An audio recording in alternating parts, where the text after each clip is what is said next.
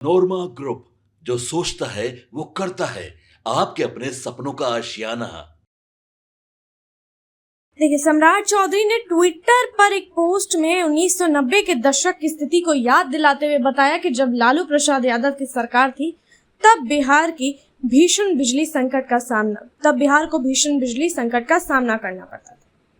एक समय था जब बिहार में बिजली एक सपना हुआ करती थी, खासकर गर्मी के दिनों में, यानी जून जुलाई में हालात बेहद खराब हो जाती थी। उस समय लालू प्रसाद यादव की सरकार राज्य की राजधानी पटना तक में बिजली नियमित नहीं रहती थी।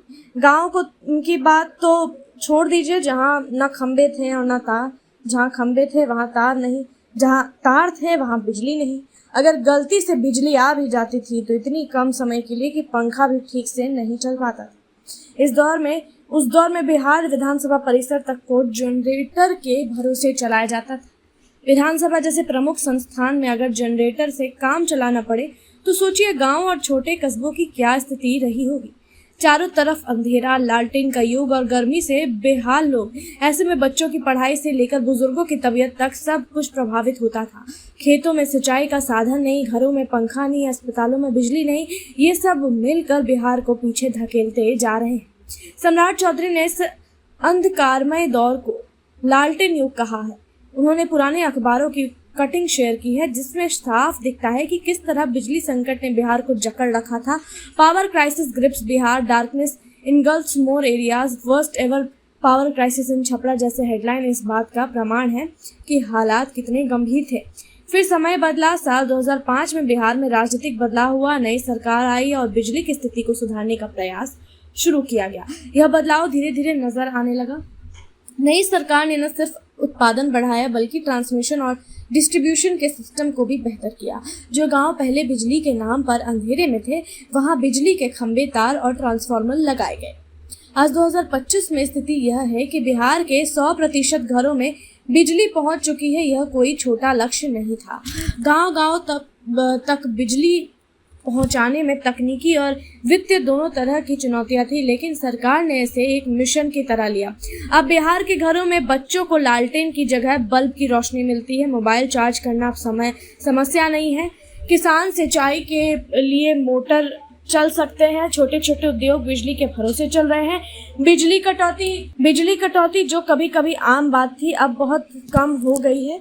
अब स्थिति यह है कि अगर किसी इलाके में बिजली चली जाती है तो लोग तुरंत शिकायत करते हैं और संबंधित विभाग उस पर तुरंत कार्यवाही करता है। यह वही राज्य है जहां एक समय बिजली आना खबर हुआ करती थी और अब बिजली जाना खबर बनती है। सम्राट चौधरी ने अपने पोस्ट में यह भी बताया कि आज बिहार में बिजली उत्पादन 9000 मेगावाट तक पहुंच गया है। यह एक बहुत ही बड़ी उपलब्धि है। राज्य सरकार ने न केवल केंद्रीय योजनाओं का लाभ उठाया है बल्कि राज्य की नीतियों को भी ऊर्जा सुधार के अनुकूल बनाया है। ऊर्जा विभाग को डिजिटल किया गया, मीटरिंग सिस्टम बेहतर हुआ, बिलिंग में पारदर्शिता आई और उपभोक्ताओं को शिकायतों का त्वरित निपटारा होने लगा। सम्राट चौधरी ने अपने पोस्ट में यह भी बताया कि आज बिहार में बिजली उत्पादन 9000 मेगावाट तक पहुंच गया है और अब सबसे बड़ी बात यह है कि बिहार में अब 125 यूनिट तक बिजली मुफ्त दी जा रही है।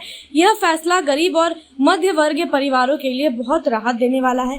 इससे न सिर्फ आम लोगों का खर्च कम होगा बल्कि बिजली उपयोग को लेकर जागरूकता भी बढ़ेगी। बिजली का सीधा संबंध विकास से होता है। जब बिजली होती है तो पढ़ाई अच्छी होती है, अस्पतालों में इलाज बेहतर होता है, उद्योगों में उत्पादन होता है और लोगों की जिंदगी आसान बनती है। एक राज्य की तरक्की का सबसे बड़ा आधार उसकी बिजली व्यवस्था होती है और यह कहना गलत नहीं होगा कि बिहार ने इस दिशा में बीते 20 वर्षों में लंबा सफर तय किया है। इस परिवर्तन के पीछे राजनीतिक इच्छा शक्ति, प्रशासनिक मजबूती और योजनाओं का सही कार्यान्वयन रहा है। सरकार ने एनटीपीसी और अन्य ऊर्जा कंपनियों के साथ मिलकर न केवल उत्पादन बढ़ाया है बल्कि वितरण प्रणाली को भी मजबूती दी है। अब जब सम्राट चौधरी जैसे नेता पुरानी तस्वीरों और खबरों को सामने लाते हैं तो उनका उद्देश्य यही होता है कि लोग भूल ना जाए कि हमने अंधेरे से उजाले की ओर कितनी लंबी यात्रा तय की है।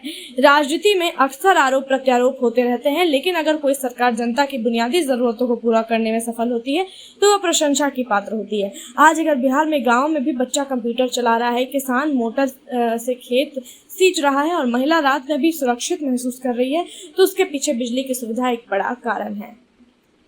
बिहार में बिजली की स्थिति किसी समय देश में सबसे खराब मानी जाती थी, लेकिन अब वह इतिहास बन चुकी है। अब बिहार एक ऐसे राज्य के रूप में उभर रहा है जहां हर घर में रोशनी है और वह भी मुफ्त में। अब देखते हैं इस मामले में आगे और क्या कुछ अपडेट आता है। तब तक के लिए आप देखते रहिए भारत। आपके सपनों को हमने सजाया है, ई होम्स पैनोरमा को हमने बनाया है। ई होम्स मेरा एक सपना था जिस पे मैं पिछले 4 साल से काम कर रहा था। हमने जो बनाया है वो सबने है माना। ई होम्स पैनोरमा में हो आपका भी आशियाना। और फाइनली हमने 2021 में इस प्रोजेक्ट को लॉन्च किया। बहुत लोग अप्रिशिएट कर रहे हैं कि पूर्णिया जैसे शहर में, बिहार के, एक तो बिहार की बात करें उसमें भी पूर्णिया जैसे छोटे जगह में इस तरह का लाइफस्टाइल देना, ये सुन के हम लोगों को बहुत अच्छा लगता है। ई होम्स में हमने कुछ और भी किया है, जैसे हम जिस जगह में रह रहे हैं हमारे फैमिली सिक्योर हो, उनको सिक्योरिटी का ध्यान में रखा है। आपकी सुविधा और सुरक्षा आपके लिए खास है, ये आपका विश्वास है। इसमें आर्टिफिशियल इंटेलिजेंस का 7 लेयर सिक्योरिटी का हमने इस्तेमाल किया है। लस ग्रीन कैंपस को बनाया है। यदि हमारा बाउंड्री वाल है तो वो वर्टिकल गार्डन है। ये जितनी भी फैसिलिटी होता है एक इंटरनेशनल टाउनशिप में ई होम्स है, ये हम लोग विश्वास नहीं कर पा रहे हैं। जो भी हमारे मित्र दोस्त या जो भी हमारे बाहर के बाहर आते हैं तो हम लोगों को बहुत अच्छा सुनने को मिलता है और बहुत अच्छा क्रेडिट मिल रहा है। वो सारा हमने सिर्फ एक बिल्डिंग नहीं बनाया, हमें एक बहुत अच्छा लाइफस्टाइल दिया ई होम्स में, और मेरा एक सपना था जिसको मैं आज फुलफिल होते हुए देख पा रहा हूँ। ये आपका आवास है। ई होम्स पैनोरमा में अब आपका निवास है। E homes Panorama, luxurious lifestyle redefined. Panorama group, जो सोचता है वो करता है।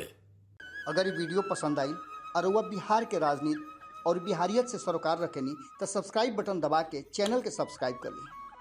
ओजे एगो घंटी बा, ओकरा बटन दबा देला से कुल सटीक और मारक खबर रुआ मुफ्त में मिल जाई। अगर रुआ पत्रकारिता के हमनी के नया प्रयोग में सहयोग कर चाहतानी तो ज्वाइन बटन दबा दी। पेटीएम नंबर नोट कर ली 9386816700।